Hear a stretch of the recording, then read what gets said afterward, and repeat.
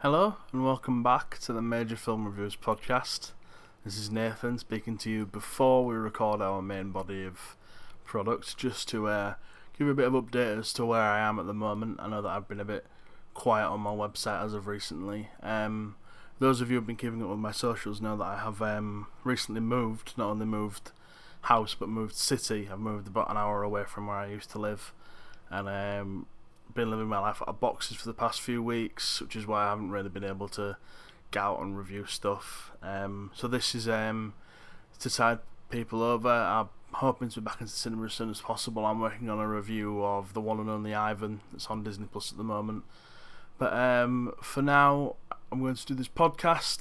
Me and Angel are going to talk about a topic that I've referred to multiple times over the past month on my website, and that is the Disney Renaissance. I'm very much looking forward to talking about it, and that seems like enough babble from me, so I shall pass you over to me in the future for a good chat about the Disney Renaissance. Hello and welcome to the Major Film Reviews podcast. I'm Nathan Major of Major Film Reviews, obviously, joined by my co-host Angel Rulofs. Say hello, Angel. Hello, Angel. Sorry, I got in there a bit early. Yeah, I was trying to set you up for your monthly gag and you wasn't having any of it. It's just not my week. So, this week we've got an interesting topic to brighten up everybody's week. We figured with all the kind of death and horror in the news, we might as well talk about something cheerful and something everybody likes. We're talking about the Disney Renaissance this month. So Angel is a little bit older than me, so I might actually remember the Renaissance as it was happening. Do you have any memories of going to see any of them when they were first out? Yeah, I remember watching Hercules in cinemas. Oh, really? Yeah, I was 9 when that came out. Oh, I think I'm was it wait, when did it come out? Was it 1998. 98? I think. I Okay. have all the Yeah, 99. Sorry, 99. 99. Okay. Yeah, I was a bit older than that. Yeah. Yeah. I have Yeah, I the was list older. of films by release date up on my computer. Yeah. Oh my goodness, because I'm trying to go by recall, which not the best, not the best. Well, I'm pretty much the same age as The Lion King. The Lion King came out the week after I was born, so But I'm technically older than the Little Mermaid. our elder statesman of the podcast. Yeah, because Andrew. I'm looking at the Wikipedia page and it's like the release date. It's I would have been exactly 2 years old when that came out. That came out on my birthday. And I know with this being a podcast, you don't really get the benefit of seeing, but to look at me and Angel side by side, you would think that I was the older of the two because Angel has a very annoyingly baby face. It's it is so annoying because I kind of turn it into a game now where people are just like, wait, so how old are you? I'm like, guess, and they're just like 21. I think the oldest I got was like 25, and I'm just like, thank you, I'm in my 30s. I'm just like, but how do you do it? I don't know. The amount of stress and trauma I've been through, I don't know how I'm not completely grey. I was once asked when I was 16 whether I was 30, which gives you Oh, a good idea of how well I've aged. yeah. Even like 9 years ago, I looked 30, so you can pretty much imagine what I look like now. Yeah, I think we have like the sort of like opposite of the spectrum when we get ID'd at shops where it's just like, here's my ID card. Whereas I'm just like, okay, just figure out my age. Just wait for it. Just like, you Just look kind of really young. turn it into a game. Yeah. Yeah, I'm just like, just stroke my ego, please. So the Yeah. Disney Renaissance, Yes. as well as being a very, very difficult word to spell, is a, a period of Disney history stretching from 1989 to 1999. according to Wikipedia, and settle in and allow Uncle Nathan to weave you a tale of the Disney Renaissance. Imagine this is like a little puppet theatre, and we're now introducing the characters. So here's Little Walt and Little Roy Disney. Oh no, they're dead now, so they can shuffle off. And in their place is Walt's son-in-law, who makes a right royal mess of things. And then in the midst of all of this, an animator by the name of Don Bluth, with a lot of really good ideas that Disney don't seem all that interested in, goes and makes his own studio, his own animation studio, Don Bluth Productions, whose first few films instantly become bigger hits than the latest Disney releases. His films included An American Tale, The Land Before Time, the one with the toaster that I can never remember the name of, was the little toaster that could, or something like that. But anyway, his films outgrossed Disney films, including The Great Mouse Detective, that was released the same week as An American Tale. An American Tale outgrossed The Great Mouse Detective, which, as you could probably imagine, made the Disney suits very, very unhappy. So in walks two more key players to the narrative. Michael Eisner, the ever divisive, shall we say, CEO of the Disney Corporation, and Jeffrey Katzenberg, who was put in charge of the animation department. And Jeffrey Katzenberg decides to go back to what made Disney very popular in the first place, and they're going to start with big budget animated musicals like they made their name with, starting off with, in 1989, The Little Mermaid, which is a nice little starting point. And obviously, as you were saying, Angel, you were 2 years old when The Little Mermaid was released, and I was but a glint in my parents' eyes. What are your prevailing what do you remember of The Little Mermaid? Any memories of growing up with The Little Mermaid? I basically wanted to be the Little Mermaid, but in the mermaid form. I never understood why she wanted to be a human, because even at a very young age, I was just, why be human? Mermaids are just absolutely awesome. Like, your dad is a sea god. Like, and Eric kind of fell for another woman. So Uh... even from a young age, you were very cynical, essentially. Yeah. And then the older I get, the more I'm just like, Ursula wasn't wrong. I'm siding more and more with Ursula. The older you get, the more you go from like wanting to be Ariel to wanting to be Ursula. Like Yeah. it just kind of a gradual transformation from wanting to be a mermaid to wanting to be a sea witch. Yeah. Of course, also the Little Mermaid introduces us to someone who would be very important for the rest of the Renaissance, and indeed up until the modern era, and that's Alan Menken, who wrote the music for Little Mermaid, along with his songwriting partner Howard Ashman, who's sadly no longer with us. But do you have a favourite song from the soundtrack of Little Mermaid, and is it Poor Unfortunate Souls? It is one of the few ones that I actually do vividly, like, I say vividly remember. My recall skills is getting worse. The older I get, my recall skills are just like, huh? What? Did you say something? Yeah. But yeah, Poor Unfortunate Souls, I reference that quite regularly. A little too regularly, now that I think about it.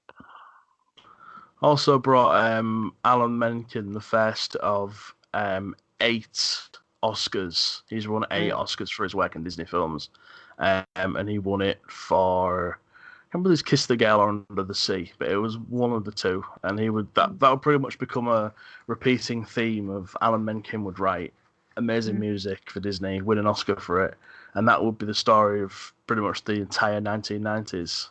Yeah. Of course, he would write of all the what are qualified as Renaissance films, he would write the music for all but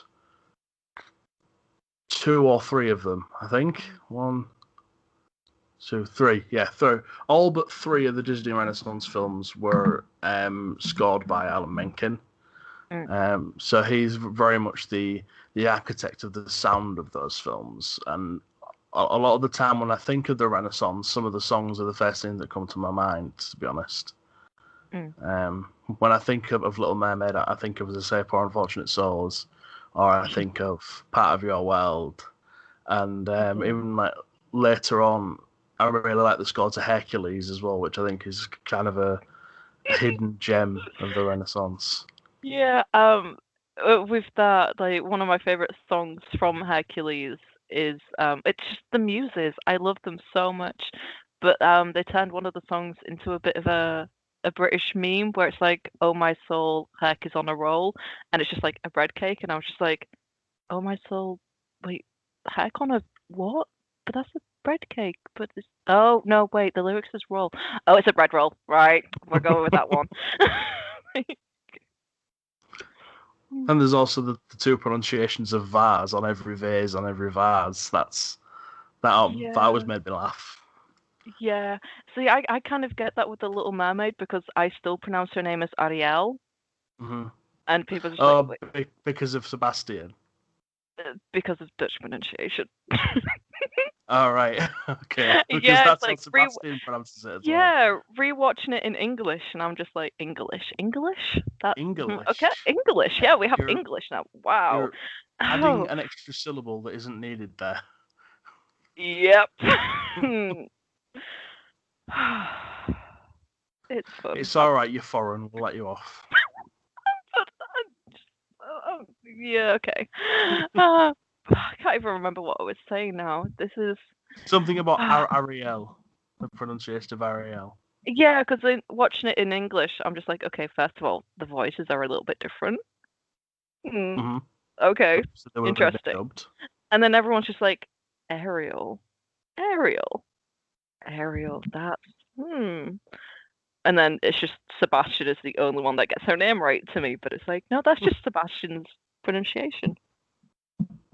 Of course, the Little Mermaid is one of the upcoming films doing the remake Carousel, the remake Mambo. Um, that's due I'm out in the I'm next few years. I'm actually kind of excited about it because I'm wondering what kind of take they're gonna go with the whole thing of young girl falls in love with boy, boy falls in love with girl, but then falls in love with the sea witch in disguise, and mermaid gets likes. Because like I'm growing just very excited because Lin-Manuel Miranda's working on the score. I can't wait to see the mashups. It's like I'm on TikTok now. So I've seen people where it's just like, okay, so we've got this Lynn song from Moana, and then somebody's started to sing something from Hamilton over the music, and I'm like, oh, so we have Also, to make David Diggs from Hamilton is voicing Sebastian in the remake, I'm actually happy about that. which is great. Yeah. David Diggs, who I think was Thomas Jefferson in Hamilton. Mm, Yeah, and Lafayette, who is incredibly talented. He was also yeah. he's also been in quite a few films now Mm. as well. He was the lead in the Snowpiercer TV series this year as well. So his career is on Don't the know that. upturn. So The Little Mermaid was a kind of starting off point for this new Yeah. age where Disney was reinventing its animated film studio because it had kind of been in a real doldrums in the 1970s and 80s. A lot of box office bombs, critical and commercial missteps, a couple of really poor decisions that Sorry. ultimately, had those poor decisions not been made, it wouldn't have led us to the Renaissance. But it's Yeah. kind of a um, a domino effect from the death of Walt Disney that leads us directly Yeah. to the Disney Renaissance and the hiring of Michael Eisner, who would go on to be probably one of the most controversial figures in Disney history. There's a book that I keep meaning to read about Michael Eisner's kind of removal as Walt Disney CEO. It's called Disney War, and I still haven't read it yet, but it's on my list. I also watch a lot of Defunctland and Yesterworld on YouTube, who kind of mention him quite a lot. I recommend those channels for a bit of specifically theme park history, but some of it links into this as well. And then after The Little Mermaid came one that I don't really feel fits the theme of Renaissance. I think this is kind of holdover from the past era. It was The Rescuers Down Under, sequel to The Rescuers. Again, there's this and the last film, Tarzan, I don't really think fit the mold of the Disney Renaissance. I think the Renaissance has a very specific feel, a very specific animated style that these two just don't seem to fit. Yeah, I think the Rescuers Down Under definitely feels like it was just something that was in production. Like, okay, well, we're gonna finish this, and it kind of comes in a bit later. Almost feels like an afterthought. Yeah. I mean, it goes to show something when like the most famous thing about the film is the like 2 frames of a naked woman that were mixed into one of the scenes. I don't really remember Rescuers Down Under. I know I've still got it. I've still got the tape at my mum's, and it's just I've just not bothered digging it out. I was kind of hoping it would be on Disney Plus, but it's not. I'm a little surprised that The Rescuers isn't on Disney Plus. I don't think the first one is even. Let me go, because I was watching Hunchback. That's still sort of in the background, but yeah, I don't think it is. Right. Some people refer to The Rescuers Down Under as a bit of a forgotten classic, but I've always kind of found it a bit of a bland experience. Oh. Okay, The Rescuers is actually on Disney Plus today. Yeah, I was going to say I think all of the classics are on Disney Plus. I wanted to watch it last week, and I searched for it, and nothing. But it's there now. Well, at least now you can sit down tonight and watch it. Yeah. I feel slightly betrayed, where it's just like, yeah, it's not on Disney. Oh, nope, prove me wrong. But yeah, even looking at the animation style, it's quite different. It's got that very cheap feel to it. Quite a lot of the 70s and early 80s Disney stuff had a very cheap looking animation style, almost like it was a TV animation as opposed to a feature length film. It's definitely lower budget. Yeah, I think that's the more professional term. Because a lot of people might not know that TV animation of that time employed a style known as limited animation, where they would use as little frames as possible to keep the budget down. So even though it would look like it was moving, there were actually very few renders of that character, and that's what the 70s and 80s Disney films remind me of a lot. The Fox and the Hound's a bit like that as well, I think. And The Rescuers is certainly a kind of holdover. As you said, it feels like a story that was in development and didn't really fit in with the style, but they had to finish it anyway. Yeah. Sort of like, we started, we might as well finish. Yeah. Just as it stands, it really just kind of sticks out amongst the other films, like a sore thumb. Looking at the looking at The Rescuers, there's the picture of the seagull, and he reminds me a lot of the seagull from The Little Mermaid. I've noticed that they kind of I feel like this is going to be so controversial, but I feel like they kind of recycle characters to an extent, like the drawings. Because like in the one with Princess Tiana, Princess and the Frog. Yes. Like there's the what's his name? Like the main villain. Yeah. The main villain, he kind of looks a bit like Jafar to me, and then Naveen looks like Aladdin. Dr. Facilier. Yeah. So I'm just like, okay, so this is Jafar and Aladdin's like distant cousins, maybe. Actually, I'd never noticed that, but now you mention it, I kind of see what you mean. Yeah, and it happens usually with like smaller characters, where it's just like, you kind of look a bit like someone I've seen you before, but where? Is this the face blindness, but with cartoons now? I'm like, A similar thing happens in Pixar films, but in a kind of Mm. very deliberate way, which they will put characters of future films in like the films they're currently working on, like But those are Lotso is deliberate. in Up and things Yeah. like that. But it's And like those are sort of like deliberate Easter eggs, which is like, yeah, well, if you look at what is it, Frozen, you've got Rapunzel with her short brown hair. yeah, And it's only because they're yeah, cousins. I'm like, that's an interesting like Easter egg. It's relevant. But when it's just like that seagull looks a lot like the seagull from the other film. you have Hmm. to remember as well about the time that Rescue Was Down Under was in production that Mm, Disney was in probably one of the worst financial states it's ever been in mm, terms of company. I think there's this period and there was during the war, and those were the two like worst mm, financial periods in Disney history, which the Renaissance kind of saved it from, yeah. because the animation studio was basically on the verge of being cut from Disney before the Renaissance saved it. After Mm, the Black Cauldron was such a disappointment that the animation studio in general was in jeopardy of being cut completely. mm, So had that happened, we would have never ended up with this era, because that's what basically forced a change. mm, And from the Rescuers, from one that sticks out like a sore thumb, we have perhaps one of the best examples of the Renaissance, and that's the Beauty and the Beast. For my mm, for my money, one of the best looking animations in history. mm.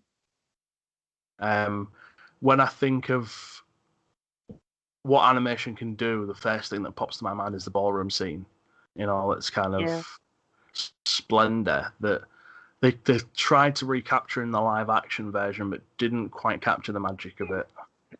No, bless them. They tried. They tried. It's like B minus for effort. It's like I'm not even giving them an A. It's a B minus for effort. Oh, but like Beauty and the Beast, it is one of my favorite films. And Yeah, like, definitely. just because a lot of people are just like, but it's Stockholm syndrome. I'm like, I understand where they're coming from. I get it, but there's also the thing of maybe this. Yeah. I also, when it comes to things like that, I just think people are reading too much into a film Mm, that's like just it's a fairy tale, isn't it? yeah. And like Yeah. fairy tales usually are fables and have a moral to them, but they're not as deep as that. No, Mm, mm, it can be seen as that, yeah. but then you can also see that with Belle being there is how it changed the beast as well. Yeah, That because he could have stayed being an absolute grump and being like, "Get out of my sight!" and just like throwing food all over the place. He could have just been like, "You stay in your room, you can rot." But he made an effort. He didn't yeah, have to, and it wasn't just like, "Oh, if I don't make an effort, then I'm definitely gonna like stay this way." But instead, it was just like, actually, maybe this like doesn't have to like be the end, and even if I do stay this way, at least I'll have a friend. And it's just he wasn't trying to become human again. He was basically just like, no, I'm a beast. I'm gonna stay like this. I'm angry, and it's just like, okay, maybe I'm a beast, but do I have to be angry? Like, for me, it's kind of an example of two people who ultimately change each other for the best. see, I see it more like they inspire each other to change themselves for themselves with the benefit of others.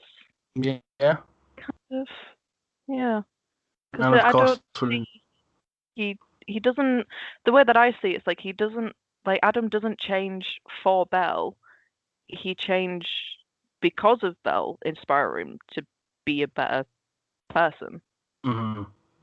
Like, I think in the end as well, he also changed for the benefit of the people that worked for him, like Lumiere and Cogsworth, mm, mm, were the kind of catalyst for his change as much as Bell was in a way. yeah, there's. I think if it was like redeveloped now, there could be like a stronger element of the whole self care and self love thing. But that's Mm-hmm. for the 90s. That's it's it's something. It's And yeah. again, you have to kind of talk about the music involved in it and all of these things. And it's The this theme. this was obviously this was while Howard Ashman, the lyricist, was dying of AIDS. And Oh. there's a I recently watched a documentary on him on Disney Plus called Howard, which is a recommended watch for Mm, certain. It's a very good insight into that period of time, and there's kind of stuff that you don't notice until you know of Howard's story within like contained within the lyrics and the themes of Beauty and the Beast that are very kind of subtle overtones to his life and to what he was going through at the time. mm, Specifically with the Mob song, there's a lyric in it that says, "We don't like what we can't understand. In fact, it scares us," mm. which kind of sums up people's attitudes towards AIDS victims at the time. Yeah, yeah, Which, interestingly, it was denied in the documentary that it had that kind of deeper meaning. But I suppose if you want it to have that deep meaning, then it can yeah. do for you, you know. 'Cause it's, I mean, they deny it, but like, it's one of those things of people can sort of be like, oh no, that's not my intention at all, and then like maybe it is, but for them it is, but outward it's just like no I official mean, statement. there might have been an aspect of the beast that he maybe saw himself in, a kind of Yeah. parable of an outsider shunned by society. Mm, mm. It's an interesting character study with the beast, and all of the kind of characters that surround him. I find Gaston really interesting as well as a villain because I've always said in like my reviews and stuff that the best villains are the ones that talk sense, the Mm, ones that are justified. They're just going about it in the wrong way. But mm, watching him makes me realize that it can work in the in completely opposite direction mm. as well. That you, but it's really easy to make a villain who is hateable because he's just a detestable person, which is what Yeah. Gaston is. Yeah, but he's like, who doesn't know a Gaston in real life though? Oh God, we all know Right? Gaston. Like my ex is a bit of a Gaston. All right, Yeah, so it's just spill that tea. phew. All I'm gonna say about my ex is he's the best mistake I ever made. I have learned so much just from him being a horrid person. And it's just it's the hardest way a person should learn their self-worth, but like at least I know now, I guess. You Like do thanks for the added trauma, but you do learn more from your mistakes than your successes, I Yeah, suppose. yeah, yeah. But it's how it's context. I'll tell you after the call. But Oh, there's some tea to be spilled later on. I should look forward to that. I do I like mean, maybe tea. not. It's not great. But it's also the thing of like I know now that I don't deserve to be spoken or treated the way that I did, and I think the simplest way that I can put it, when a person says no, they mean no. Take Yeah, it as consent I is think a that's hugely important thing. It's very vital that's with so uh, many different things. So just yeah. that's an important lesson that can be learnt from the character of Gaston too, Right. Because because the amount he's just someone else who just doesn't seem to get the hint that Belle's not interested. I mean, how many times does Belle have to be like, no, not interested. I'd rather read the book, but thanks, you have three incredibly beautiful goddesses like right there who are interested in you. Just like choose one of them. Hell, choose all three of them if they're into polyamory.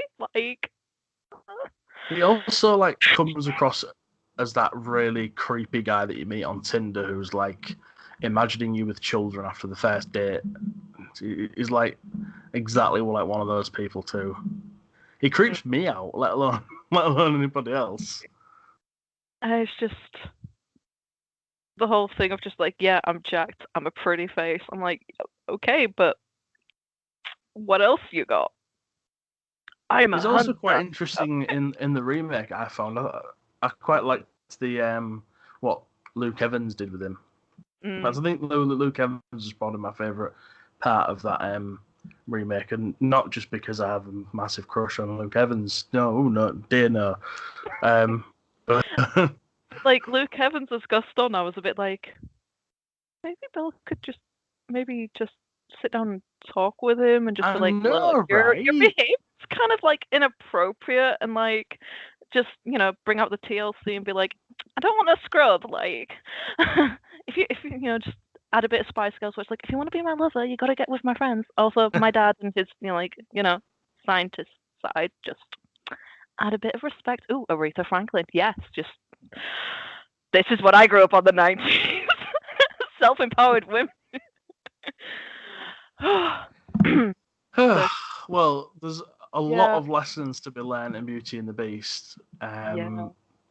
I'd when I did my top 10 animated films last month or so, or maybe 2 months ago, Beauty and the Beast was my second top.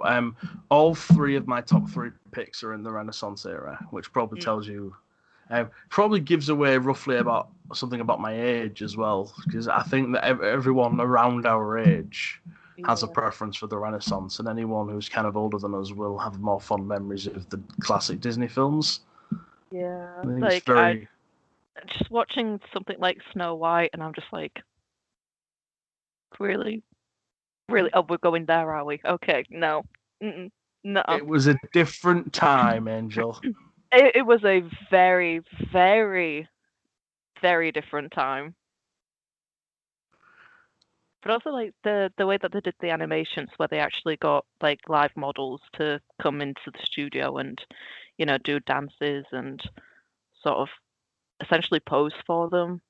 I That's kind of the that weird that thing about Snow White is it still yeah, holds up visually now, even though it's yeah, like 80 years old. It still looks quite nice. stunning. It's still stunning. But And like I found it really difficult to write about it because I was very kind of conscious about using the word dwarfs when I was writing about it. yeah, because it's like, are we going with like the fantasy elements, or are these actual real life people? Well, that's how I justified. That's how I justified it to myself that I was writing about these kind of fantasy animals called dwarfs rather than little Mm, people, basically. yeah, yeah, which is in and of itself problematic, because there's like I said with the Hunchback, where it's just like, oh, we're just wearing a costume. It's like disabled people just aren't viewed as people. We're a sub sub subspecies. Is that There's the right so word? much more. There's so Yeah, much more subtlety to Hunchback and Beauty than just that yeah, basic lesson there. yeah. Which I suppose we'll get to later because we're Mm, going in order. Because after Beauty and the Beast came another big success, Aladdin. mm. Aladdin, which of course would be. I'm, do you think it'd be fair in saying it wouldn't be as memorable if it weren't for Robin Williams? I think that is actually really fair, because Genie is my favorite character. Because I think Aladdin, if you he take made it. Genie if you take Genie out of the equation, Aladdin Yep. becomes a kind of generic by the numbers sort of film. Mm, But with Genie added, it's got that kind of anarchic sense of humour about it. yeah. And obviously, there's a nice undercurrent with Aladdin and Jasmine in a kind of juxtaposition and all that. But Eh. it is really Genie that makes the film for me. It is. Like, my favorite characters for Aladdin is Genie, Iago, and then Yasmin, in that order. Sorry, Jasmine. There we go. Dutch pronunciations again. Yeah. So is it actually pronounced Iago in English? Iago. Oh, that's just ridiculous. Although it should be Iago, not I'm Iago. just, I'm just like, it's But this also was Sorry, I'm another having a moment with like languages where it's just like Iago, finish yeah. the I mean, I could just go full out and be like Yahoo. Like that's yeah, okay. So Iago. Iago, yeah. Aladdin was also a trendsetter in that it was the first kind of animated film to cast a major celebrity in one of its voice roles. Yeah. Yeah. Um, of course, we all know that Robin Williams was a mold breaker, but then there was also Gilbert Gottfried was Iago too, which was Mhm. another kind of because then that set the tone for pretty much the rest of the era. Because if you think from there, The Lion King had Matthew Broderick and James L. Jones and Yeah. Nathan Lane and people out like that. Tarzan had Brian Blessed and Minnie Driver. And then Phil Um, Collins with the music. Pardon me? Phil Collins with the music. In Tarzan, yes. Yeah. Yeah. Um, And that was then after the successful experiment that was having Elton John doing The Lion King.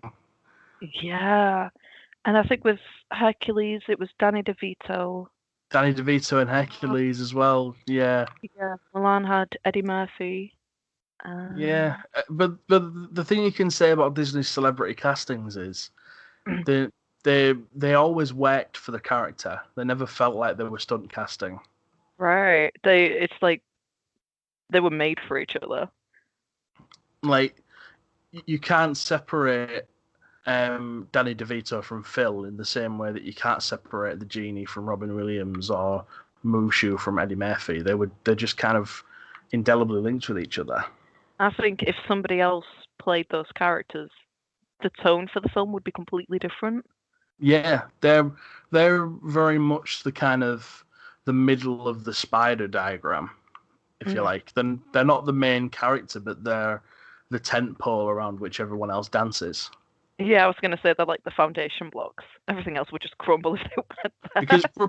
pretty much once the genie is introduced to Aladdin, the rest of the Mm. film is people reacting to the things the genie has done. Yeah. Like the like the genie will grant a wish, and then people will react to that event, and like it'll be people reacting to how he's acting and the wishes he grants, etc. Mm. Yeah. Lest we forget that they also decided to cast Broadway actors in their animated films as well. One surprising thing that I found out watching the Howard documentary was that Mm. Jerry Orbach, who some people might recognise as the kind of older detective from Law and Order that always seems to be on repeat on British television, is Mm. Lumiere in Beauty and the Beast. Yeah, he played the dad in Dirty Dancing, right? He did, yeah, yeah. Yeah. But Yeah, and that's where I know him from. Where it's just like, yeah, again with the thing where it's just like the older you get, the more you relate to the parents. And I'm just like, the dad just wanted a family holiday, and then Lumiere just he just wanted to get on with things. I I didn't know that he was Lumiere, but now that I know, I can't help but Yeah. hear his detective character from Law and Order when I hear Mm. him singing "Be Our Guest."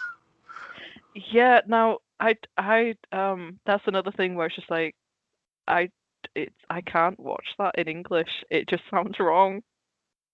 Especially Be Our Guest. That's my favorite song, and it's just in English. It's just it messes with my mind. So I don't actually know what Lumiere sounds like in English. So, did you grow up watching these films in Dutch then? Yeah, I think it was from The Lion King onwards. No, Aladdin. Aladdin was in English because Robin Williams. Yeah, Aladdin onwards, it was English. Although I think Hunchback was Dutch. I Can we remember. just have Yeah. like a moment's respect for whoever had to dub Robin Williams? It doesn't hit the same. I tried watching it in Dutch and I'm just like, what? That's Just because it's an impossible what? task. Yeah, yeah. And then I'm just like, wait, but Iago saying that in English. I just They, remember the name in Dutch. they ended up with an I'm insane confusing amount of myself. recordings for the genie as well. Sorry? They ended up with an insane amount of recordings for the genie, like Yeah. 250 hours worth of Robin Williams improvising stuff. Just what he does best, isn't it? Yeah, just like he'd turn up and as he was improvising, the animators would animate to what he was saying.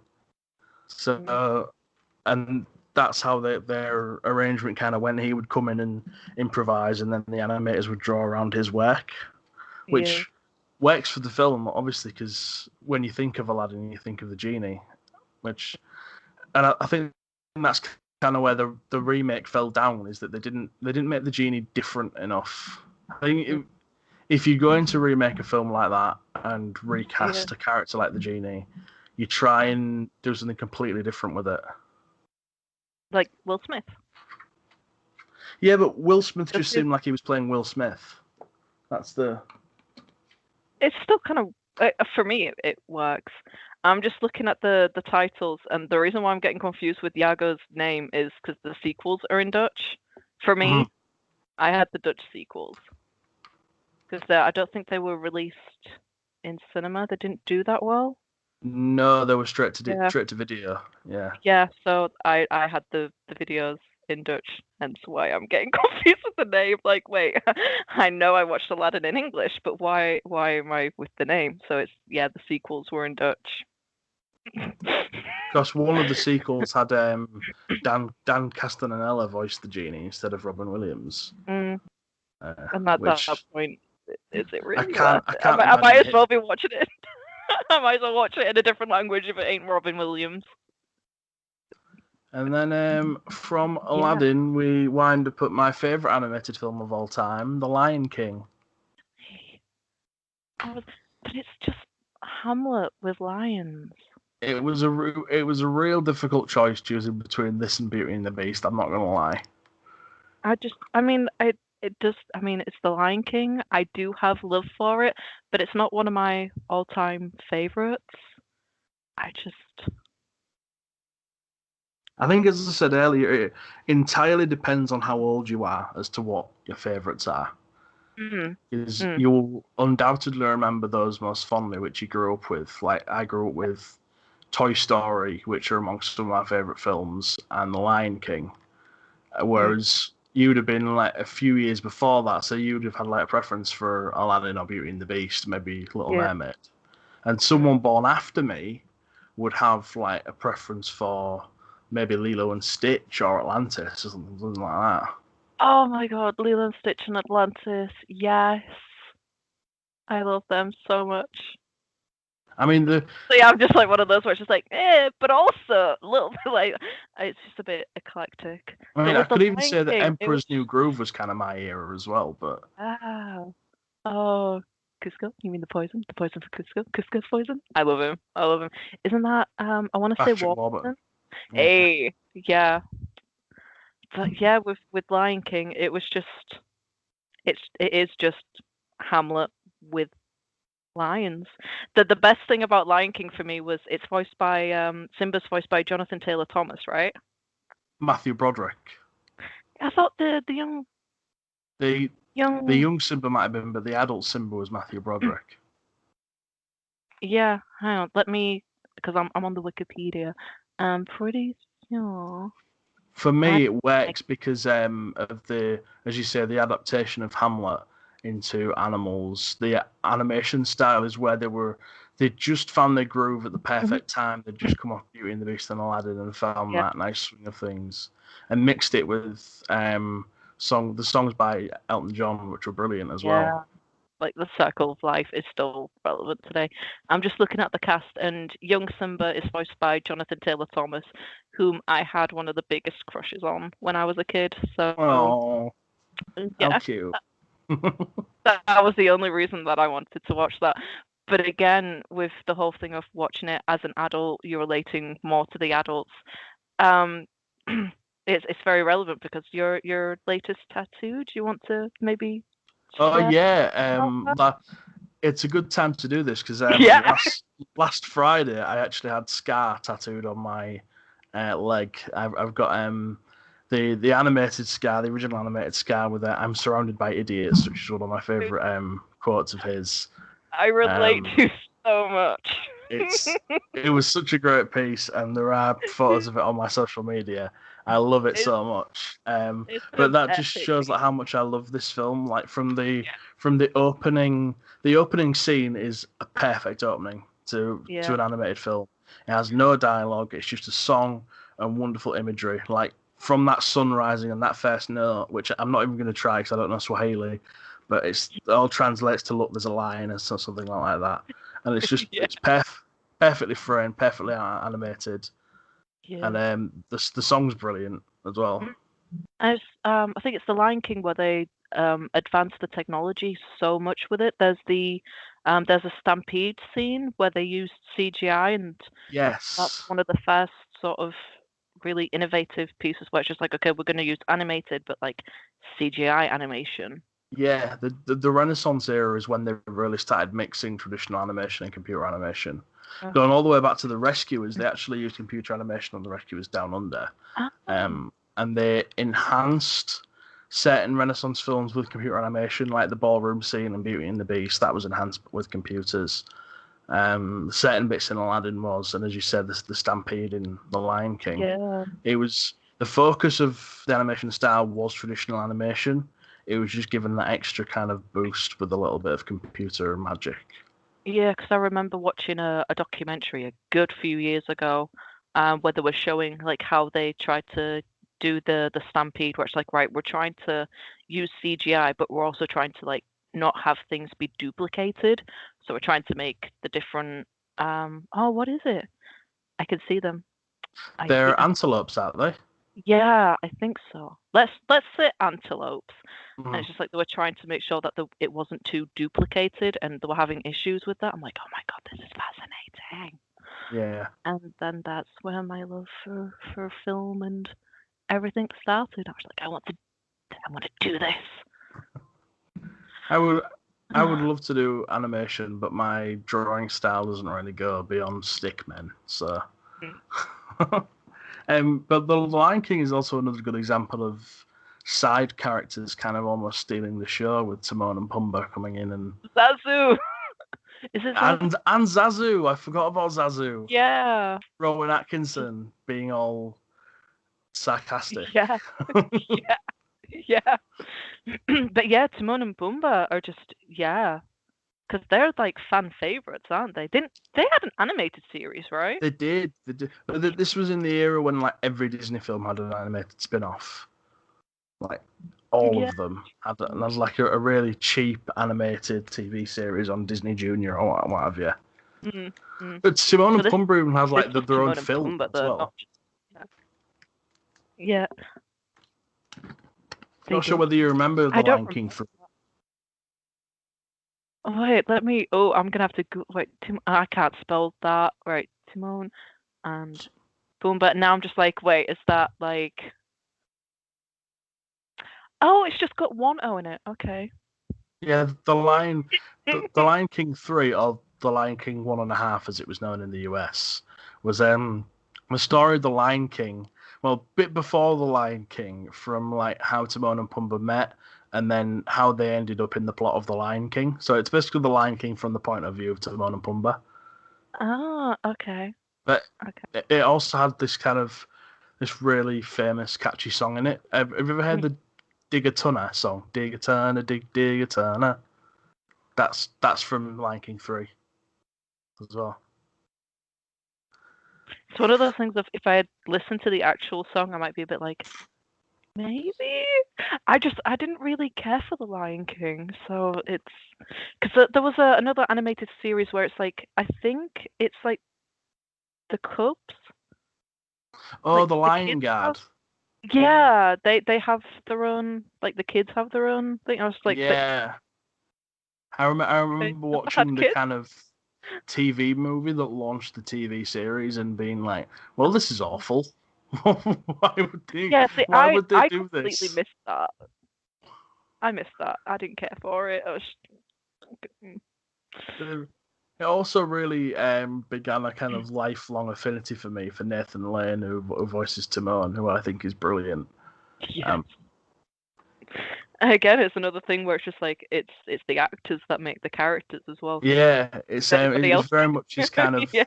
it's very much his kind of neurotic New York accent that does it for me. Yeah. But he's also Max Bialystock in The Producers, which is one of my favorite musicals, and he's brilliant in that too. He's Yeah. so good. He's so funny. Um, and of course Matthew Broderick as well, who would also be in The Producers. Oh yeah. Okay, see Sim- now I'm gonna have to watch The Lion King again. I haven't watched the live action yet. I mean, I say live action. it's not live action, is it? It's It's animated. not. It's yeah. I haven't seen Um, the update, the reboot. Oh my god. it's it tries too much to be a shot-for-shot remake, and the Oh, animation style is very uncanny valley. oh. Um, the the closer you get to replicating real life things, the worse it looks for me. Mm. And it's like you're kind of watching a National Geographic documentary, but where the animals sing instead of fornicate. Oh, that's. I'm. Hmm? So I'm just processing that last bit. Oh, okay. Maybe I'll just not feel so guilty for not watching that yet. I'll just, It also I'll just, kind of I'll just keep it on the never-ending watch list. Just be like, just rewatch Lilo and it's Stitch. also really weird to watch like photorealistic animals animated to talk. Like watching this realistic rendering of an animal doing something it can never do Kind is of like Jacob really weird to in like wolf watch. mode in Twilight, where it's just like that's so awkward, knowing that that's Taylor Lautner in like a green suit. But the thing is, like everybody's love for I'm these just. Renaissance films is now being like milked for every penny it can be with Mm. remakes and reboots and reimaginings and reasons to despair for the creative industry. Yeah. For example, Mulan, but I think we'll get to Oh, that's a whole that rabbit hole. Oh, that's a rage fest. I've not bothered watching it yet because I'm going to listen to Chinese people that have watched it and be like, it's trash. Like if you say it's trash, I believe you. Like The I'm day not that I questioning fork it. out £20 to watch a film on a premium subscription service that I've already paid for is the day Mhm. when I floss my teeth with razor wire. I mean, capitalism has its uses, but Um, this form of and also capitalism can go into the hellfire. Like that's just then taking then advantage of your your potential audience and just it's also yeah, doing that. I think there's this trend, not trend, this tactic I've noticed that Hollywood does, where it's just like, oh, no, like if we add more diversity, if we do a story that's like centered on a person of color, it's just not gonna do well. Our audience don't want it, even though they're like screaming and begging us to have more diversity and to have a person of color as a lead. It won't be successful, and then they'll do it reluctantly and it'll be either like low quality, it'll be incredibly problematic, or there'll be some sort of a clause where it'll turn around and be like, see, we told you it wouldn't work. And it's just like, well, yeah, if you're gonna like mess up the like if you're not even gonna bother paying attention to the culture of these people, if you're not gonna bother, actually making it accessible to people, what do you expect?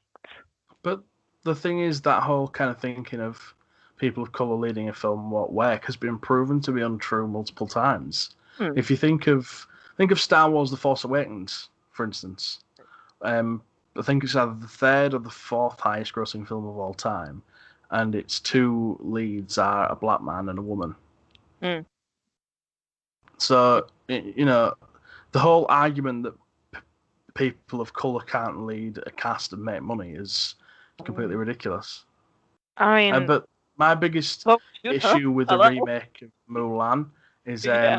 the filming close to the concentration camps of, and I really can't pronounce the name of the subsection of Chinese I'm going to give it a go, but I'm going to butcher it. I think it's Uyghur, something like that. A kind of native Muslim community of China whose name I can't pronounce. Yeah, I think it's Uh, more and Igor. Mulan was I'm not. filmed in part really close by to one of the camps, and some of the workers at the camps got a special thanks on the credits, Oh, which is very inter- problematic. interesting. Yeah, and Interesting move. the thing is, I don't want it to be problematic because I want to see like a Chinese story like that. But There is. the thing is, I don't think it can be done justice by a company like Disney.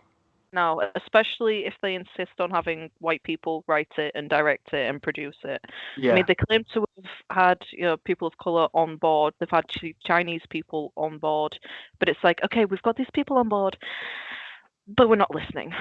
it We're just gonna. feels like kind of lip Yeah, service. it's true, but They we're just just put gonna them do there this. to say they're there. Yeah, it's performative. It's just so disappointing. It's like if you want to watch an Asian film, Mm. there's so many great choices Yeah, out there. there is Like The Farewell, yeah, there's Crazy a Rich two Asians. yeah, there's a You know? 2009 version of Mulan. That has what's his name? He's is he Russian? Vitros. Oh, Vitros? yeah, Yeah, the one that does the is it Eulalia? I know the guy, but I can't remember his name. Yeah, yeah, he's in it. I just Yeah, it's a, it's because to be fair, I don't really remember the original animated Mulan, and this is it something we're has gonna get to three because songs. Sorry, I guess so. I agree about this because like it has three songs, just three. It didn't get anything else, just three. I mean the next film we're going to talk about is one I don't Yeah, particularly remember all that much anyway. That's yeah, Pocahontas, which again is another kind of POC fronted film with another yeah, really great score. This yeah, is Alan Menken and Stephen Schwartz before they did Hunchback, yeah. and It's those where, as an adult, I have to be like, this is an alternate universe. also how beautiful a song is "Colors of the Wind." Ah, absolutely gorgeous. Such a great song. I do have a lot of love for this film. It was one of my like favorite films growing up as a kid, but learning the actual history of Pocahontas, or rather, Oh yeah. gonna butcher her name. I'm sorry. I think saying that is problematic, but it's Matoaka. Mhm. Yeah, she was like maybe 13 when she, Yeah. yeah, essentially stolen. And no, sorry, hang on. 8, 11 or 12. Yeah. Mm, Uncomfortable history. yeah, yeah. So she basically just got stolen and be like, yeah, she's my wife now. Um, But and that's that's the thing when the you're not so that's the making a not so story sad. about natives, you're gonna have to romanticize it slightly because the reality of history for Native Americans is pretty grim. This got romanticized to the moon and back though. Like Pocahontas, the film, versus like what happened to Matoaka are just two completely different things. I mean, if they were to do a realistic depiction of the history of the natives, it It would would be be far too horror. dark for Disney. It would be like it'd be something similar to Get Out, only the ending is a lot more traumatic and horrifying and rage inducing. Because it actually seems relatively self-aware for Disney to do a story like that. Yeah. Well, because they've all been kind of gung ho American nationalism quite a lot in the past, especially when it was during the war. So Whereas to in Pocahontas, white people literally get referred to as the white devil. exactly, which is very You're self-aware not for a wrong. company like Disney. Yeah, yeah. But it's still got incredibly romanticized, and yeah, she wanted to go to England and you know be married and live in society. I mean, if we're going to talk about romanticized and kind of Disneyfied, it doesn't really get much more Disneyfied than the next film, The Hunchback of Notre Dame, which, as I've mentioned Yeah. before, is one of my favorite films. Yeah. But the stage version is better simply because it's more faithful to the book. Mm. Hunchback of Notre Dame is not a story that should have a happy ending. No. It's it's just not. It's a grim story. It's dark and I mean, very so's the sad. Little Mermaid, though. I mean, the is it Hans Christian Andersen or is it? No. It was the guy who Um, wrote Victor Hugo. It was who wrote the Hunchback of yeah, Notre Dame. but Yeah, with Little Mermaid, the ending to the actual story is she stitches her legs together, right? she kills Something. herself. Yeah, That's fairy tales are fucked up, man. yeah, they really are. Ooh, they were stories to keep children in line. It's like, oh, but yeah. So with Hunchback of Notre Dame, yeah, that's It's oof. what I like about Hunchback is it's a story about a relationship between a man and a woman. If we forget for a moment that Quasimodo is deformed and disabled and something, and we just think of him as a man and a woman in a story, but Mm, it's a story of how a man and a woman can have a platonic friendship without it needing to be romantic, and how Quasimodo still sees the value in Esmeralda's life, even though she isn't interested in him romantically. yeah, And I, I think that is what made me warm to Quasimodo as a character more than anything else. Is that even though he was hurt by yeah, her not being in love with him, but being in love with Phoebus, was that he still valued her as a friend. he's just like And I love you to the point where it's like I want the best for you. So yeah, go on, girl, go get it. Be happy. and it's not only that, but the I think the relationship between her and Phoebus is really sweet as well. Um, I really like Phoebus as a character too, and Esmeralda's great. And Yeah. Frollo, my God, Frollo is such a bastard. He's Yeah, such a again, great villain. he's one of those characters where it's just like we've all met one of those. Oof.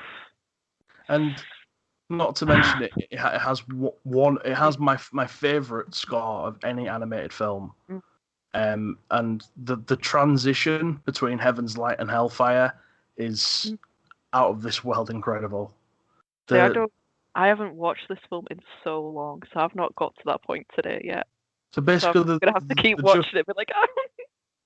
the juxtaposition is kind of like it goes from like being this really dreamy light song where he dreams of being like in love and walking along the Seine, and then that song immediately finishes and transitions into a dark kind of hymn like thing where Frollo's singing about Esmeralda burning in hellfire, and the transition is like it sounds like church bells and a church organ, like a really Yeah. kind of intimidating church organ. Mm. It's when you watch it later, you'll see what I mean. It's Yeah. Because it's from what great. I vaguely remember is like there's such a contrast between like the two religious characters because there's the um oh, is he like an archbishop or The something? archdeacon, Yeah, that's actually in the church. yeah, And he's just like, quite an encouraging, supportive, religious figure. And then there's Frollo. I mean, is he he's a judge. he's a judge. He's a judge in the film, in the Oh. book and in the musical. He's the archdeacon. Um, so the See, for archdeacon some character is reason, admitted completely. yeah, I remember Frollo being like a higher up religious figure for some reason. No, No? if you remember Okay, that's probably just me like projecting. if you remember the Because I was just like, yeah, lyrics you've got to like religious organization and then an actual spiritual person that's an archdeacon. Like if you there's the one. remember the bells of Notre Dame refers to him as Judge Frollo. Huh.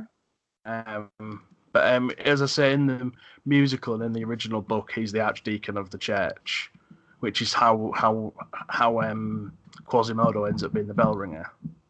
Right. And again, that kind of works better in the context of the book and in the musical. But in the film, as you see that moment where he's about to drop Quasimodo in the well, which again is incredibly dark for Disney. Yeah, because I'd watching it this morning, that point he just calls him like the devil's demon. Yeah. Or at least in Dutch, he's referred to as the devil's demon because I'm watching everything in Dutch at the moment because why not? It's just like, oh wow, you're that kind of okay. So you see Wow, in the this is book ableism and eugenics all in one. Ooh. In the book, what stops him is the kind of stone facades of the saints of the church. Like he thinks that they're looking at him and judging him, whereas in the film, it's the archdeacon comes out and stops him. Yeah. But I can see how like the stone facades of the saints would have been a bit kind of abstract to animate, which is why they made up this character. Well, I think with if they use the gargoyles to just sort of like stare at him, it Well, that also happens, but that's kind of after the archdeacon says something. yeah. And also the gargoyles in the musical are facades of saints rather than like comedy characters. They're just kind of they're heavily implied to just be in Quasimodo's head, and they're the facades of saints instead. Yeah. I could literally talk all day about why I love Hunchback of Notre Dame so much. How because it's a really dark film, but it's got such a true heart as well. Like Quasimodo is one of like the purest heroes Disney have ever had. He's just such a sweet little cinnamon roll. He is. He's so adorable. Yeah. Deserves so much better. And then they went and ruined it by giving him a love interest in the sequel. I don't think I've actually watched the sequel. Don't watch the sequel. Don't. It's awful. I'm gonna have to now. I'm just like, okay, how bad is bad? Oh, that bad. Okay. Okay. First of all, Hunchback of Notre Dame doesn't need a sequel, and second of all, Quasimodo shouldn't have a love interest. He's a character. Why does he deserve love? Quasimodo deserves. I missed that. Sorry, I was yelling too much. But yeah, I just. There's also a massive like the plot of Hunchback of Notre Dame 2 revolves around someone wanting to steal this jewel-encrusted bell in the tower, but the jewels are on the inside of the bell. So when the bell rings, it would destroy the jewels. That doesn't. How is that? That is that. It's like a massive bell with jewels all on the inside, so it's completely useless as a bell. Oh, Disney. This was during that era when they were pumping out like direct-to-DVD sequels to every film they could think of. Yeah. That probably is. I don't remember any of this. What? It's like there's probably for the best. And like there's sequels to like Cinderella, and they have kids. No, it's the Little Mermaid where it's Melody. Is it Melody? Yeah, there's 2 sequels to Cinderella. Yeah, and then there's like one where they've basically gone back to the future kind of thing. Like, I'm pretty sure there's 2 to Little Mermaid as well, because there's Ariel's beginning. So there's like an origin story for Ariel. I don't really know. And I'm sure there's also a third one for Little Mermaid as well. It was such a weird time, the mid-2000s for Disney. Because they were just taking any film that had like value and pumping out a really low effort obligatory sequel. Like I think they made about 3 sequels to Lilo and Stitch as well. Yeah. But anyway, we're getting off topic now. We're off topic again. We're wondering. So the next one, yeah. So the next one would be Hercules, right? The next one is Hercules, yes. Honey, Oh. you mean Huncules. Mhm. Oh, I had the biggest crush on Megara. Just, yeah, And I again, I still love her. can we talk about celebrity castings? James Woods as Hades. Hades, yes. Oh, he's so good. I relate to him so much because it's just like, you're in love with a boy? I'm like, yep, yep. I He's think that's just me. he's a really relatable villain who's like is obviously a really horrible person, but he's also really funny as well. It's I'm kind of like, but what exactly makes him a villain? Really? well, well. Hmm. But it's also this. He's just everything I aim to be in life. So you aim to have a fire on your head. um, what kind of a flaming gay would I be if I didn't? Because he literally is, though. Um, let me try and compose myself. Sorry, So let me get my cup of there's tea. Hades, then there's also, as we mentioned, Danny DeVito as Phil, who is just perfect for that part. Um, Danny DeVito's got such a distinctive voice and style Mm. that Phil Attides just wouldn't have worked without his kind of really kind of grumpy New York accent. I remember going to watch Jumanji: The Next Level, and Mm. my favorite part of that film was watching Dwayne the Rock Johnson pretending to be Danny DeVito. Yeah. It's hilarious. It was hilarious. It was probably the most I've ever enjoyed watching Dwayne Johnson. Oh, oh, sounds like fighting talk, but I kind of get it because when they did the whole switch up things, it was so hilarious. It was Just Jack Black is oh, what's the girl's name? Danny Glover. Was Uh, he Danny Glover in that one? No, that was Kevin Hart. He was Danny Glover, wasn't he? mm, But yeah, yeah, Jack Black was one of the girls, but he was also one of the girls in the first one as well, yeah, which was really funny. and it's just absolutely hilarious. Like the timing of them all, are just yes. Also, just Karen Gillan. I love her. And if we were referring to this kind of through line of Alan Menken in this as well, Mm, he also did Hercules' score um, with another little lyricist. He seems to be like the one constant throughout the entire thing, and like yeah. the quality of his scores never dwindles, never wavers. Hmm. And he of course would carry on through from the Renaissance. He would do Tangled later on. Yeah. Enchanted would also be one of his.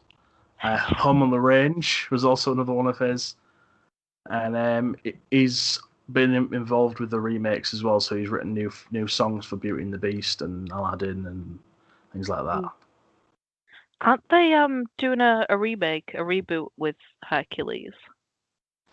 It's not on the cards at the moment. There is a Hunchback remake on the cards. There is. They're There going with. is. They're going with. Oh no. There is. Oh. From what I'd seen and heard, it's going to be quite similar to the stage version. And I'd seen a rumored casting of Peter Capaldi as Frollo, which I thought was quite interesting. Oh my God. I I know, right? see it. I see it though. You I do, don't see you? it. That is terrifying. But like, who are they gonna get as Quasi? Josh Gad, apparently. Let me wait. How do we spell his surname? He would be LeFou from Beauty and the Beast, from the remake of Beauty and the Beast. There's also Olaf from Frozen. Ah, he's gonna be Quasi. He's This. producing too, Oh, so he's wait. yeah, So he's producing. he's producing and hopefully starring as Quasimodo. Yeah, I have issues with that, but Alright. He has a really nice voice, so Oh it yeah, couldn't. I'm not denying that, but it's just we're gonna get an able-bodied appearing person being a disabled character. I'm sorry, but Uh, I'm over that. I want own voices. I want accuracy. I didn't I think want of it like that. like actual representation. I'm over it. I'm tired. I just I suppose when you're I'm casting just a like, when you're we casting a character like Quasimodo, it's difficult though, isn't it? When you're trying to find. we do have actors. Oh God, he was in that really weird film with Scarlett Johansson. That narrows it down. No, we had to watch. Oh no, wait, he wasn't there last year. Right? I'm sure there is actors. Skin? I want to skin. No, I'm gonna have to look at her. Right, hang on. Okay, yeah, she's nice. Bear with. Sorry, I've been rewatching Miranda. Miranda. So Um, you have a prevailing memory of going to see Hercules in cinema, do you? I do. I just like absolutely loving everything and begging my mum for a Megara doll, and I Was got one. this I her dress, the skirt part, it had like drawstrings and it was purple and you could actually like use the drawstrings so the dress could be shorter and I was just like, I love her. I had forgotten about Meg. She's a great character. Yeah. Um, had you been to see that in Dutch then or in English? So this is the part where I'm just like, I don't actually recall. Because I I reckon it'd think be it really. would have been English Dutch subtitles because Because that part during the 90s they would have started just showing things in the original language and then just dub it. I reckon it'd be really odd to hear Phil as a Dutch person without Danny DeVito. In the same way, they'd be really odd to hear the genie without Robin Williams being Mm. dubbed over. It's not worth it. Do you have any other like films that you remember going to see as a kid? Any like Disney films, Pixar films, stuff like that? No, it's just Hercules that I oddly just remember.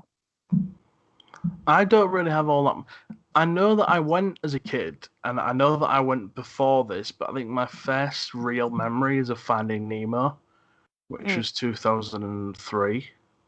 But I know that I went before it. I could have possibly gone to see Toy Story 2 in cinema as well. But I remember going to see Finding Nemo and The Incredibles. So basically, like when it came to cinema visits, I was more of a Pixar viewer, but I would get like the Disney films. I had them on VHS, which you Mm. kids won't remember these days, but we had to rewind films after we used them back in the Ooh, day. that was always fun, especially when they got stuck. Ugh. Especially when you would watch the same film over and over again, so the tape would wear itself out. Mm. Yeah, I think my sister did that with oh God, what's it called? La Bamba. She used to just watch that on repeat. La Dro- Bamba, the one with Yeah. Lou Diamond Phillips. Mm. Mm. Really? Such an Yeah, odd she does that. choice. Yeah, she was like 4 years older than me. She was. She still is. She still Oh, is four she years older than was. me. um, yeah, and she just play it on repeat and just like rewind it, and my granddad just be like, "Are you sure you don't want to watch something else? Are you sure?" Right. So I found the actor's name Mhm. and a potential. I think if it's the right one. Wait, where's the pictures? Yeah. Adam Pearson. Mm. Where's he been in? Because he was in Under the Skin, Odd Man Out, Chained for Life, and Oh, Rodentia. I think I know the one you're talking about. He's a is he a motivational speaker as well? I He's think got so, yeah. he's got a kind of deformed face, hasn't he? Yeah. If I Yeah, and I go to know what you're IMDb, talking about now. yeah. Because But just I've seen him on Twitter. I think I follow him on Twitter. mm, A fight open conversation. So just to confirm, that's who I'm babbling about.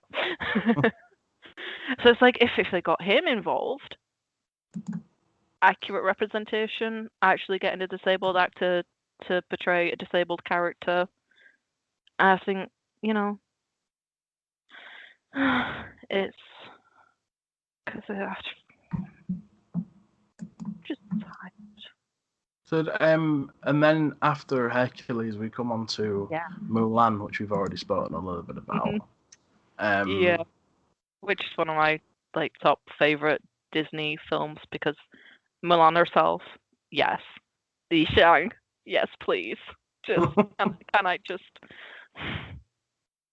I love him so much. I think this and Pocahontas, I've either never seen them before, or I've seen them and it was a very long time ago because I don't really have any recollection. But Mulan would be what I would call the last. See, I would qualify this as more the last Renaissance film than I would call Tarzan a Renaissance film. Yeah, because it's that style and The style changed drastically for Tarzan. Yeah. Again, going back to the whole thing of like watching it as an adult, relating to the adults.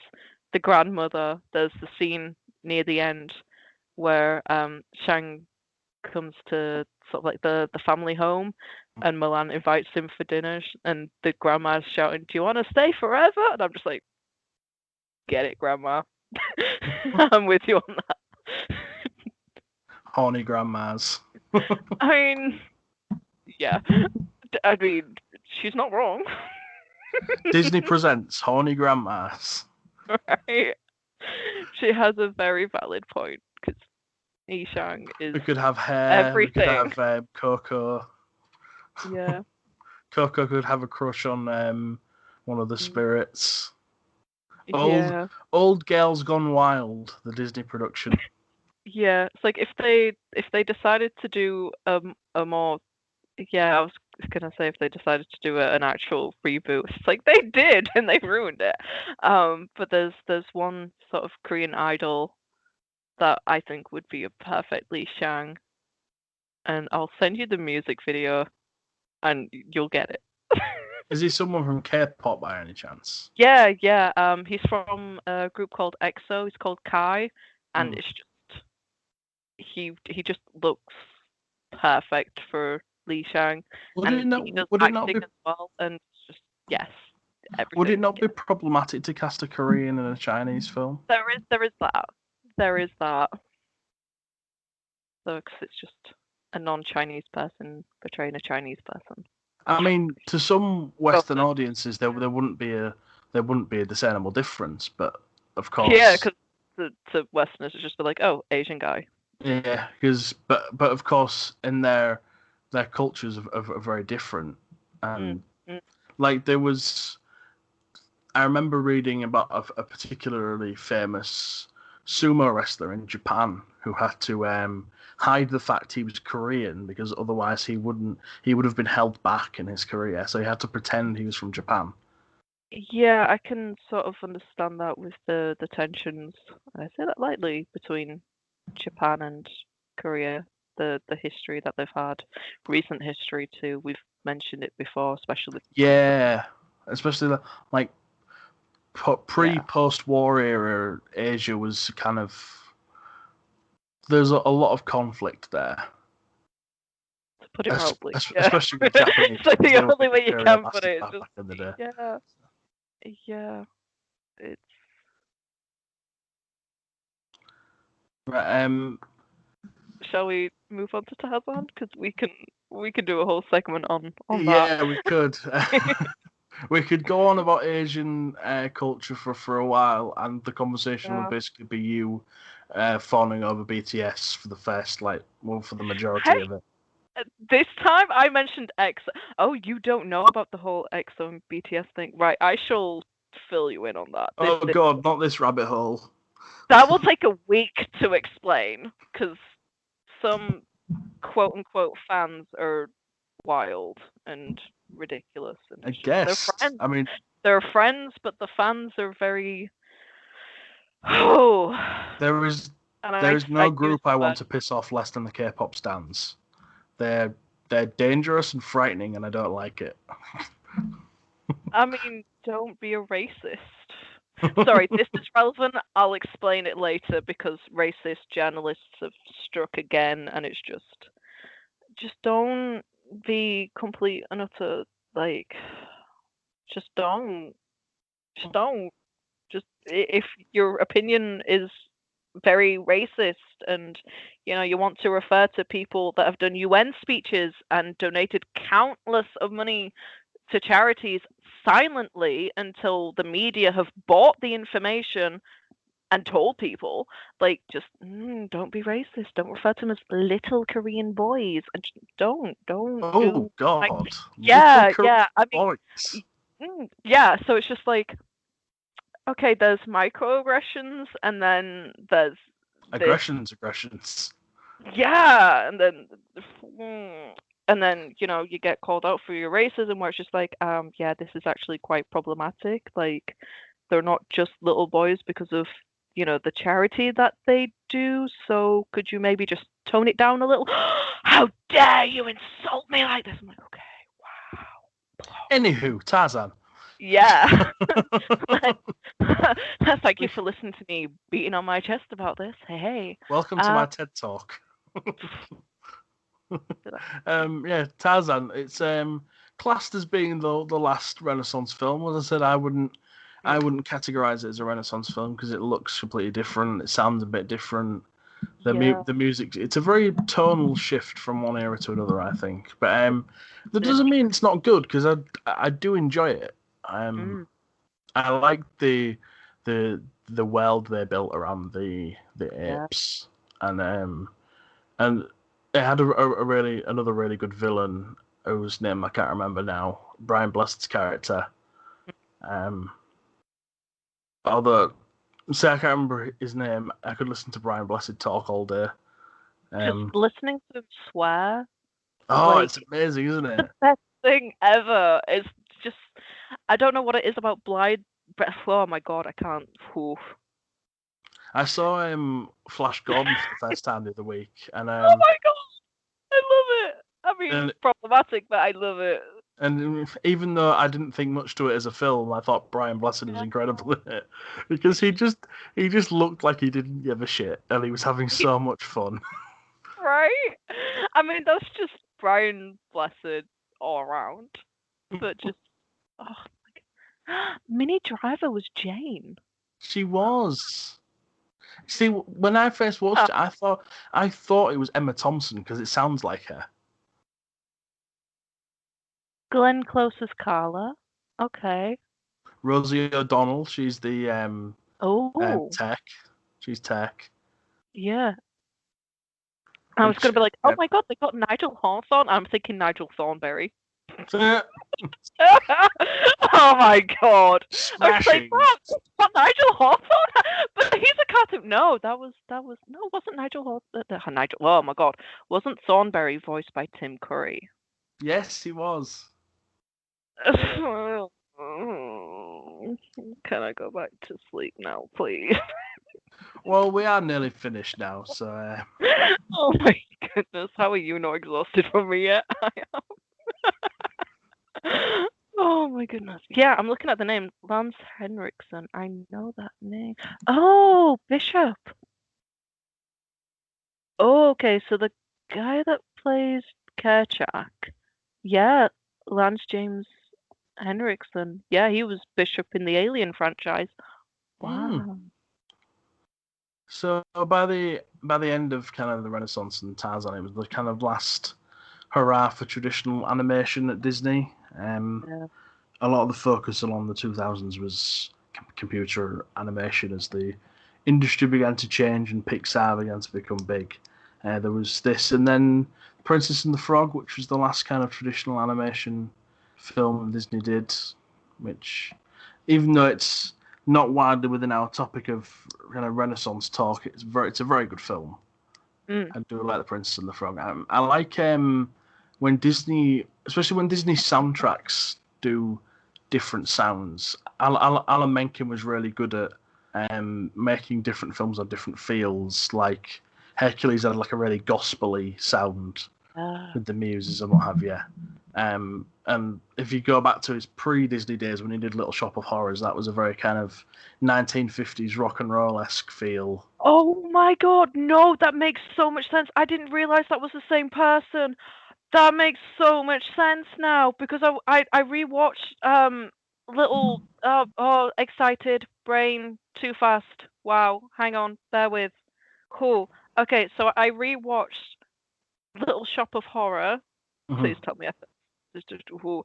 And I was saying to Ryan, my friend that I was watching it with, that the singers in that reminded me of the muses from Hercules. Yeah. It's the same. It's the same person. That makes so much sense. Sorry, too excited. Did you watch the theatrical cut or the director's edition? Both, Did because you? I watched the one that we watched first, and Ryan remembered the ending being completely different, where everybody basically dies, and I'm like, Yeah, I much prefer what? that ending. What? But that's the theatrical ending, right? No, that's the For the extended movie. ending. Oh, extended. The the theatrical ending had a happy ending that the studio wanted. Okay, because Um, I thought it meant theatrical was like the one that's more like the theater production. yeah, That's bad the director's association. cut had the famous ending where Audrey 2 is on top of the Statue of Liberty. Mm, mm. That's the director's cut ending. Yeah, because like we watched the ending to that afterwards, and I was like, because we just skipped the full film, just went straight to the ending. It's like, huh, nope, never seen this. This is terrifying. What even?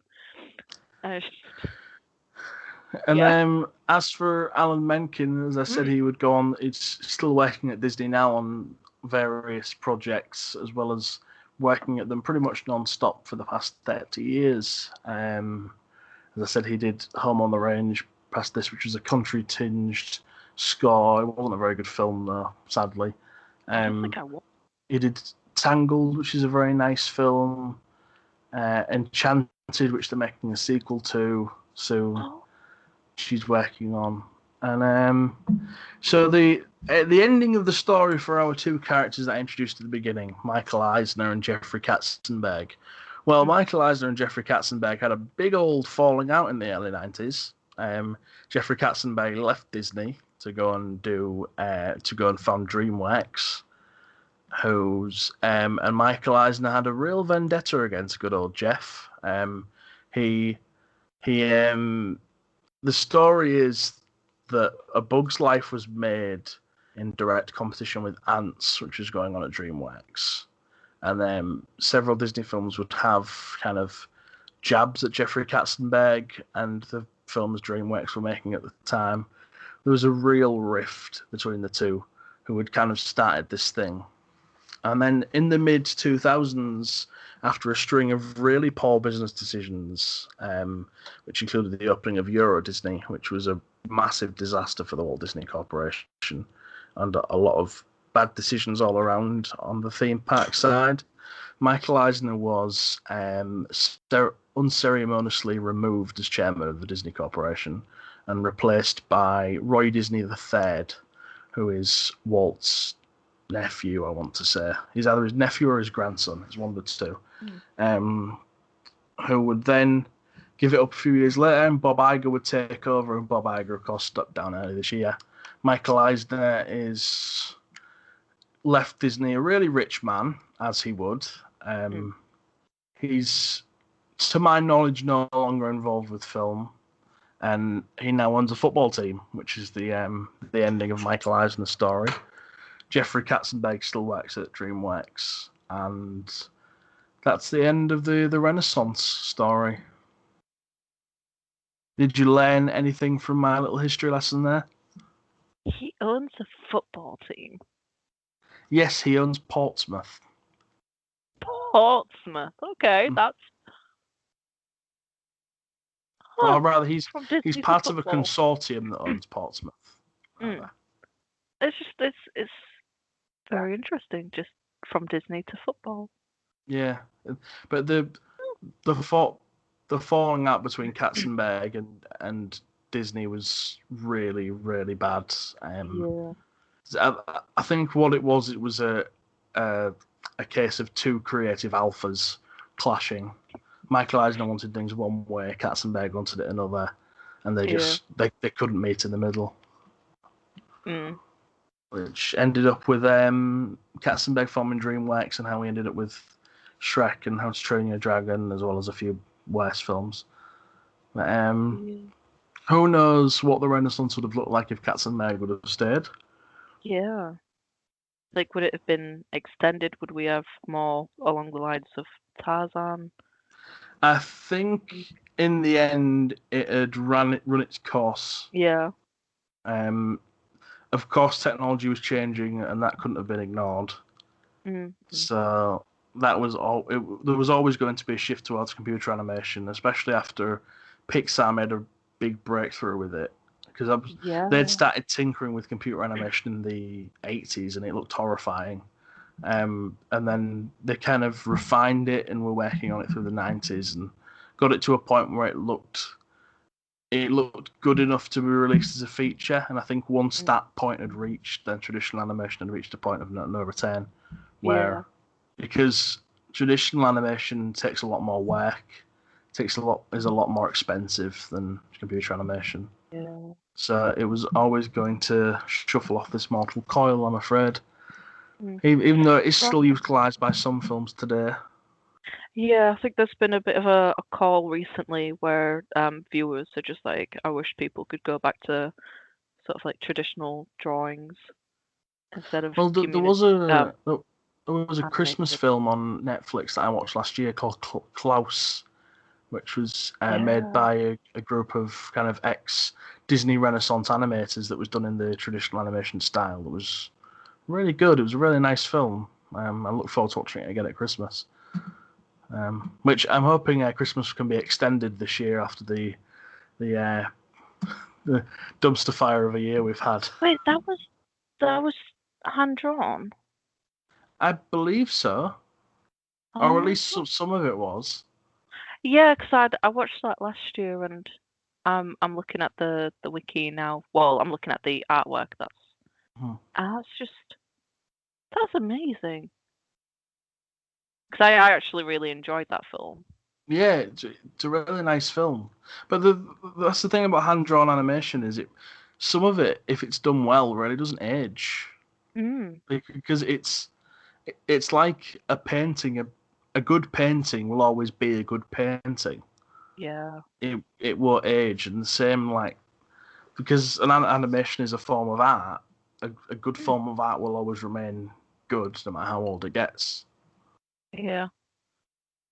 Oh, Even as we say, like Snow White, which is the very first feature they made, that was way back in 1937. That still looks great now, and that's 80 yeah. years old. Bambi still looks amazing. Oh, Bambi. No, why'd you wound my heart so? Oof. I'm still traumatized by Bambi. Bambi. Every time I watch Bambi, I'm just like, that's it. I'm vegan now. I'm vegan. Oh, So anyway. that was our journey through the Disney Yeah. Renaissance. I hope it's kind of brightened up your week, Mm. yeah, which cheered you up a little bit, going back through some good old memories. Yeah. Yeah, I'm just gonna go back and rewatch The Hunchback, and then I think I'm gonna watch Tarzan next, and definitely Rescuers because I don't remember Rescuers. I don't know. I might just go and rewatch Beauty and the Beast again. That's just my go-to. Just Beauty and the Beast Yeah, and Hercules, Mulan. Mulan definitely it's is. a lot Yeah. of Renaissance films are very much comfort films, aren't they? The things you go back to Yeah. when you've had a really shitty week and you just want to kind of make yourself feel better again. You'll treat yourself to Mm. a Beauty and the Beast or to an Aladdin, you know. Yeah. And that's the kind of everlasting appeal. No matter how much they were kind of cynically squeezing the money out of each Renaissance film now, Mm. the appeal of the originals never wanes because I think in all of the cases, the animated films are the better version. Yeah. Every Yeah. single one so And then far. I think for me personally, with Mulan especially, just that comfort of Donny Osmond singing to me that he'll make a man out of me, and I'm just like, please, yes. Oh, God. Can we discuss what a strange casting that is, though? Like, How? Donny Osmond singing as a Chinese man. I mean, yeah, and the whole thing of like, I'll make a man out of you. I'm just like, and me just like, please, just yeah. Stop being so thirsty, Angel. God. I meant in the terms of trans validation. You're the one that's got the mind in the gutter. I'm like trans experience. Yes. I Oof. think Donny Osmond's character was actually voiced by Jackie Chan in the Chinese version as well. I can see that. He's Or at least I think he sang that song in Chinese anyway. yeah. His music videos are interesting. Have you seen He's a Jackie very Chan? interesting guy, Jackie He Chan. is. He is. That's So that kind of winds down our conversation this month, Angel. Have you got anything else you wish to say to our listeners? no, just be kind to yourselves. Because, like I said, I've had a bit of a rough week, so I've had a bit of a flare up. So I've had that reminder myself. So I'm just passing it on to others. Just be kind to yourself Be kind to and others. yourself and to Yeah. others. That's the moral of our podcast. Yeah. Yeah. So thanks for joining me again this month, Angel. For having me. It's been fun. We shall talk again next month. Um, thanks to the listeners for listening. I'm Nathan Major. You can find me at Nathan Ken Major on Twitter, or if you're on Tinternet, then you can go to majorfilmreviews.com for all my reviews and random ramblings. And what are your socials, Angel, that you would like to share with our listeners? On Twitter, it's Angel Orion 87. Right. And until next month, be good to yourselves, be good to each other, and we'll talk to you again soon. Bye.